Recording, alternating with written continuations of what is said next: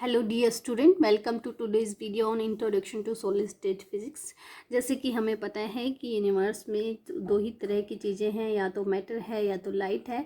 और previous classes में हमने जूनियर क्लासेस में पढ़ा है कि मैटर के जो टाइप हैं वो तीन हैं।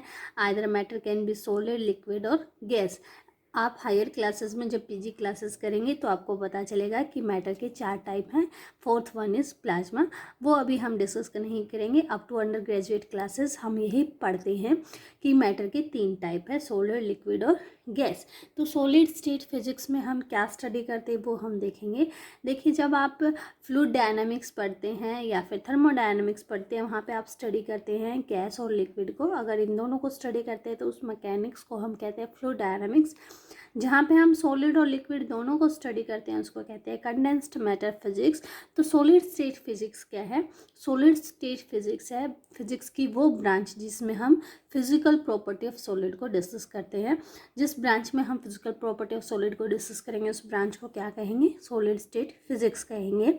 आप देखिए, हर एक चीज़ जो यूनिवर्स में है वो किससे मिलके बनी है? एटम से मिलके बनी है या फिर मॉलिक्यूल से मिलके बनी है। तो सॉलिड भी हमारे किससे मिलके बने हैं? एटम से मिलके बने हैं, फिर या फिर मॉलिक्यूल से भी मिलके बने हैं। सॉलिड, जैसे आपको डेफिनेशन पता है, सॉलिड क्या होता है? जिनका अपना डेफिनेट साइज होता है, शेप होती है, मास होता है, वॉल्यूम होता है। उनको जब तक आप बाहर से कोई फोर्स नहीं लगाते या कोई रिएक्शन वहाँ पे नहीं होती है, तब तक उनकी जो शेप है वो एज इट इज़ पड़ी रहती है। तो देखिए, according to the arrangement of atoms हम सॉलिड को दो कैटेगरी में डिवाइड कर सकते हैं। First one is crystalline solid and second is amorphous. Crystalline solid क्या है? जिसमें एटम्स का जो अरेंजमेंट है या फिर कहीं ग्रुप ऑफ एटम्स का जो अरेंजमेंट है, अगर वो रेगुलर मैनर में है तो ऐसे सॉलिड को हम कहेंगे क्रिस्टलाइन सॉलिड। और अगर वो रेगुलर मैनर में नहीं है, वो पीरियोडिक मैनर में नहीं है, तो ऐसे सॉलिड को हम कहेंगे वो क्या है? अमorphous सॉलिड है। एग्जाम्पल क्या है? जो हमारे पास क्वार्ट्ज, शुगर, माइका या डायमंड है वो कैसे हैं? सॉलिड, क्रिस्टलाइन सॉलिड है। ग्लास, रबर, प्लास्टिक हमारे अमorphous सॉलिड है। यहाँ पे मैंने एक पिक्चर यहाँ पे बनाई जिसमें आपको दिखाने की कोशिश की है कि इनमें जो एटम्स अरेंज्ड है, ये this is two dimensional structure. तो इसमें जो एटम्स का अरेंजमेंट है वो रेगुलर है, पीरियोडिक है, इसलिए ये स्ट्रक्चर किसको बिलोंग करती है? क्रिस्टलाइन सॉलिड को बिलोंग करती है। इसमें एटम्स का जो अरेंजमेंट है वो रेगुलर नहीं है और ये किस टाइप की स्ट्रक्चर है? अमorphous क्रिस्टल की स्ट्रक्चर है।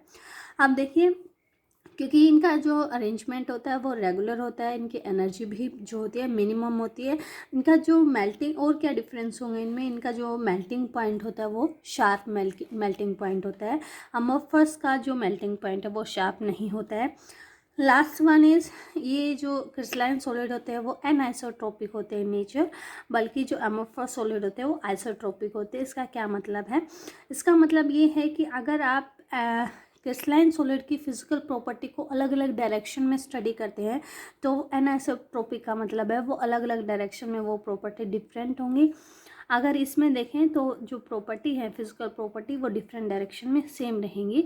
तो ऐसे क्रिस्टल जिनकी फिजिकल प्रॉपर्टी डायरेक्शन के साथ चेंज कर जाए उनको क्या कहेंगे? क्रिस्टलाइन सॉलिड कहेंगे। जिनकी चेंज नहीं करती उनको कहेंगे आइसोट्रोपिक या फिर कहेंगे अमorphous सॉलिड। अब फर्दर क्रिस्टलाइन सॉलिड को भी हम टू कैटेगरी में डिवाइड करते हैं। First one is single crystalline and second one is polycrystalline. जैसे कि नेम ही सजेस्ट कर रहा है, सिंगल का मतलब है कि उसका जो रेगुलर पीरियोडिक जो अरेंजमेंट है वो पूरे क्रिस्टल में एक्सटेंड हो रखा है। पूरा का पूरा क्रिस्टल एक ही पैटर्न को फॉलो कर रहा है। तो ऐसे क्रिस्टल जिनमें जो रेगुलर ऑर्डर है वो पूरे क्रिस्टल में एक्सटेंडेड है, ऐसे क्रिस्टल को हम कहेंगे सिंगल क्रिस्टल। एग्जाम्पल क्या है? Quartz and gemstones. पॉलीक्रिस्टल का क्या मतलब है?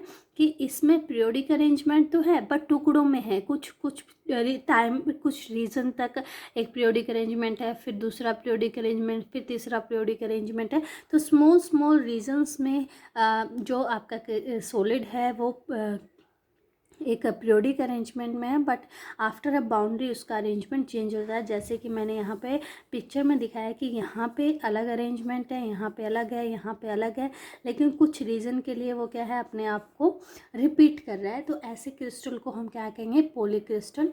ये जो रीज़न हमने यहाँ पे बनाए जहाँ पे जो पीरियोडिक अरेंजमेंट है वो सेम रहता है, तो उन रीजन्स को हम कहते हैं ग्रेन्स, और जिन बाउंड्रीज से ये रीजन जो है सेपरेट होते हैं उनको कहते हैं ग्रेन बाउंड्रीज।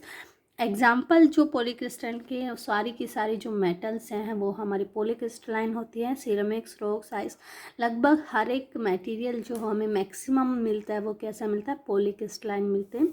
सिंगल क्रिस्टलाइन के एग्जाम्पल बहुत कम है।